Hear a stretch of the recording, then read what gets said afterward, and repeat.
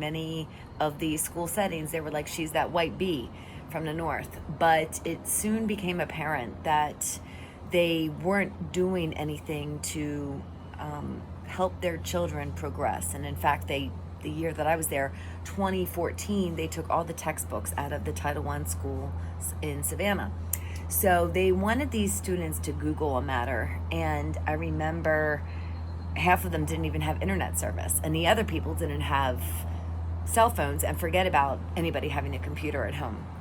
So there was high crime, and pretty much people, when we had lockdowns, would just run into my classroom and they would shut the door.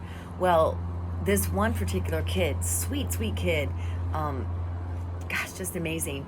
He was really quiet, and generally that type of quiet is made.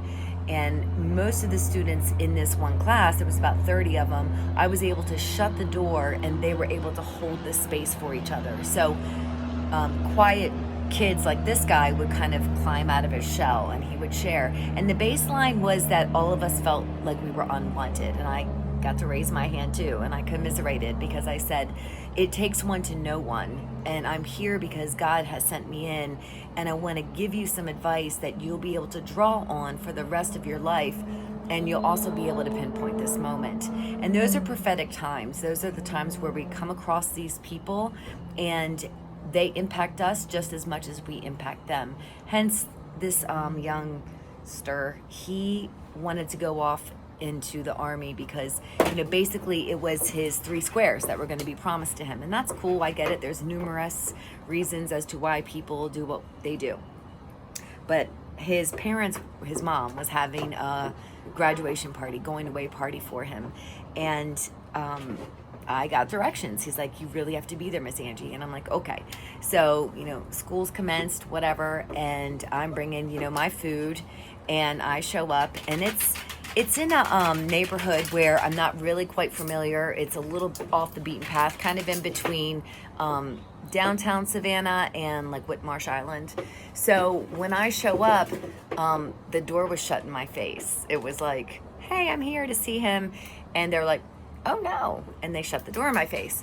And then you hear some rustling, and you hear like an outburst of laughter, and this kid opens the door and he's like, I'm so sorry, Miss Angie, come on in. And I'm like, okay. And I'm like, I fully know that I am the only white chick in the room, and that is okay. I hope it's okay with you. Thank you for your hospitality and allowing me to be here. And as it turned out, no one spoke for like a good 2 minutes. And I'm like, well, I was one of his teachers, and I was working with him, and I helped him, kind of make that decision to go into the army. And they're like, oh, you her? I'm like, yes, I am. And, we start cutting up, and, I help them put on, the jerk stuff over the chicken, and then we're making the ribs, and I'm just part of the process. And I'm so overwhelmed and grateful for the fact that I was able to be invited into this home. It took some warming up, but eventually I was able to use that open door as a way to swing it wide open, because I went into these schools the following year, and I'm like, you have nothing in place for these people to get their community service hours. And I had a cleaning and renovation business. I'd like to teach these kids some entrepreneurship. And as it turns out, it was just my little piece of property that I was giving access to. And it was an inroad.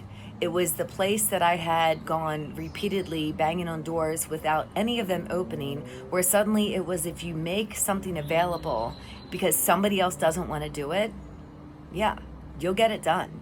And that was the beautiful thing. I had nothing to prove to them that I had credentialing. I just had experience. I had God on my side, and I walked in prophetically declaring and taking that land. And I was in all of those schools in Savannah.